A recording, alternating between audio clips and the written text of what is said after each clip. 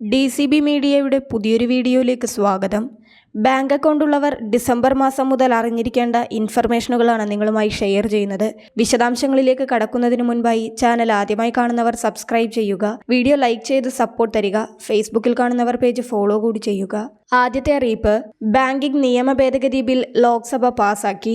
Bank account ഉടമയ്ക്ക് 4 നോമിനികളെ വരെ വെക്കാൻ വ്യവസ്ഥ ചെയ്യുന്നതടക്കമുള്ള ഭേദഗതികളാണ് ലോക്സഭ അംഗീകരിച്ചത്. നിലവിൽ നിക്ഷേപകർക്ക് ബാങ്ക് അക്കൗണ്ടുകളിൽ ഒരാളെയാണ് നോമിനിയായി ചേർക്കുവാൻ കഴിഞ്ഞിരുന്നത്. ഇത് 4 ഉയർത്തിയതിലൂടെ നിക്ഷേപം സംബന്ധിച്ച തർക്കങ്ങൾ ഒഴിവാക്കുവാൻ സാധിക്കും. കോവിഡ് കാലത്ത് ബാങ്ക് അക്കൗണ്ട് ഉടമകളും നോമിനിയും മരിച്ചതോടെ നിക്ഷേപം പിൻവലിക്കുന്നത് സംബന്ധിച്ച് പലയിടത്തും തർക്കം ഉടലെടുത്തിരുന്നു.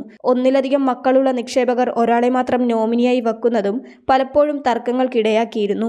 പുതിയ നിയമ ഭേദഗതിയിലൂടെ ഒരു നിക്ഷേപകന് 4 നോമിനികളെ വരെ തന്റെ നിക്ഷേപങ്ങൾക്ക് വയ്ക്കാവുന്നതാണ്. നിലവിലെ ലോക്കർ അതുപോലെ ഡെപ്പോസിറ്റ് അക്കൗണ്ടുകൾക്ക് ഒരു നോമിനിയെ മാത്രം അനുവദിച്ചിരിക്കുന്നത് ബാങ്കുകളിൽ അവകാശികളില്ലാത്ത നിക്ഷേപം പെരുകുന്നതിന് കാരണമാകുന്നുവെന്നും കൂടുതൽ നോമിനികളെ നിർദ്ദേശിക്കുവാൻ കഴിയുന്നതിലൂടെ അത്തരം സാഹചര്യം ഒഴിവാകുമെന്നും കേന്ദ്ര ധനമന്ത്രാലയം അറിയിച്ചിരിക്കുന്നു. അക്കൗണ്ട് ഉടമയുടെ മരണശേഷം അക്കൗണ്ടിലെയും ഡെപ്പോസിറ്റുകളിലെയും പണം ക്ലെയിം ചെയ്യാൻ അവകാശമുള്ള വ്യക്തിയാണ് നോമിനി. അക്കൗണ്ട് ആരംഭിക്കുന്ന ഘട്ടത്തിലോ ഫിക്സഡ് ഡെപ്പോസിറ്റ് ഇടുമ്പോഴോ ബാങ്കുകൾ നോമിനിയെ ആവശ്യപ്പെടാറുണ്ട്. അക്കൗണ്ട് ഓപ്പണിംഗ് ഫോമിൽ നോമിനിയെ ചേർക്കാൻ ആവശ്യപ്പെടാറുണ്ട്. ഭാര്യ അല്ലെങ്കിൽ ഭർത്താവ്, മക്കൾ, കുടുംബാംഗങ്ങൾ, സഹോദരങ്ങൾ, സുഹൃത്തുക്കൾ എന്നിവരെ നോമിനിയാക്കാം. സേവിങ്സ് അക്കൗണ്ട്, ബാങ്ക് FD എന്നിവയ്ക്ക് നോമിനി ഉണ്ടെങ്കിൽ അക്കൗണ്ട് ഉടമയുടെ മരണശേഷം അക്കൗണ്ടിലുള്ള തുക വെരിഫിക്കേഷന് ശേഷം നോമിനിക്ക് കൈമാറും. ആവശ്യമുള്ള ഘട്ടത്തിൽ നോമിനിയെ ചേർക്കുവാനും ഒഴിവാക്കുവാനും സാധിക്കും. ഇതിന് പരിധി നിശ്ചയിച്ചിട്ടില്ല. 2023 ഫെബ്രുവരി വരെ ക്ലെയിം ചെയ്യപ്പെടാത്ത ബാങ്ക് നിക്ഷേപങ്ങൾ ഏകദേശം 35,000 കോടി രൂപ വരുമെന്നാണ് കണക്ക്. നിക്ഷേപകരുടെ ഈ തുക ബാങ്കുകൾ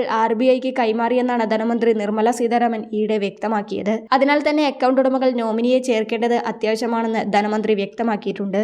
അടുത്തത്, KYC വ്യവസ്ഥകളിൽ മാറ്റം വരുത്തിയിരിക്കുകയാണ് RBI.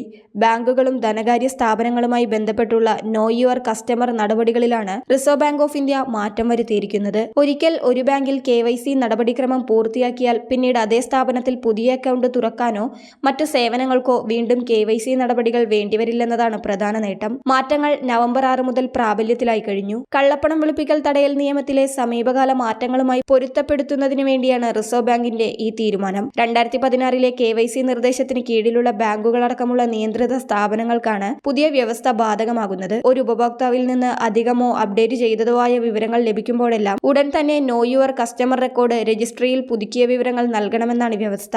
രജിസ്ട്രി ഉപഭോക്താവിന്റെ നിലവിലുള്ള KYC റെക്കോർഡ് അപ്ഡേറ്റ് ചെയ്യും. ഒരു ഉപഭോക്താവിന്റെ KYC വിവരങ്ങൾ ഡിജിറ്റൽ രൂപത്തിലാണ് റെക്കോർഡ് ചെയ്യുക.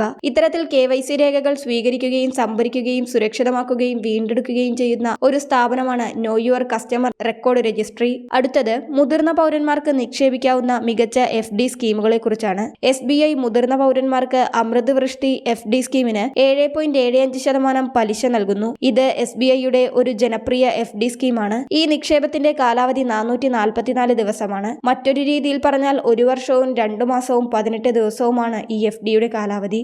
കാനറ ബാങ്കിലും മുതിർന്ന പൗരന്മാർക്ക് 444 ദിവസത്തെ FD സ്കീമുണ്ട്. 7.75% പലിശയാണ് ഈ സ്കീമിന് ലഭിക്കുന്നത്. പഞ്ചാബ് നാഷണൽ ബാങ്കിൽ മുതിർന്ന പൗരന്മാർക്ക് 400 ദിവസത്തെ FDക്ക് 7.75% പലിശ ലഭിക്കും.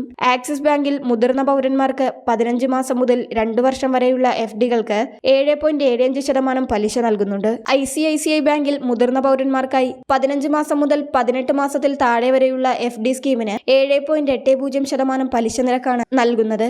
HDFC ബാങ്കിൽ മുതിർന്ന പൗരന്മാർക്ക് 4 വർഷം 7 മാസം വരെയുള്ള FDകൾക്ക് 7.90% പലിശയാണ് വാഗ്ദാനം ചെയ്യുന്നത്.